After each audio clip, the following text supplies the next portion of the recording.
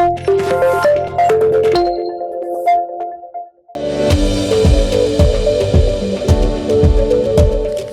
Morning అండి. ఇవాళ మనము మంకీ పాక్స్ ఇన్ఫెక్షన్ని డయాగ్నోస్ ఎలా చేద్దామనే గురించి మాట్లాడదాం.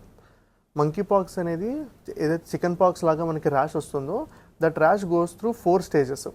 పుస్ట్యూల్ లాగా ఉండడము, తర్వాత కొంచెం పెద్దగా అవ్వడము, దాని నుంచి వాటర్ లీక్ అవ్వడము, అండ్ తర్వాత అక్కడంతా నల్లగా అయిపోయి నెక్రోటిక్ ఏరియా రావడం. This is the classical stages of monkeypox. At the same time monkeypox అనేవారికి ఒక్కోసారి మైల్డర్ సిమ్టమ్స్తో కూడా ప్రజెంట్ అవ్వచ్చు.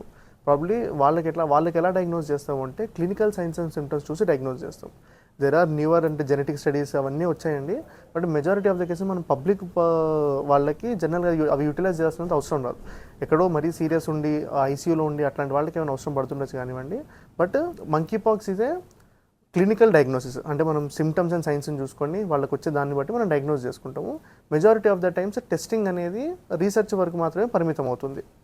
Thank you.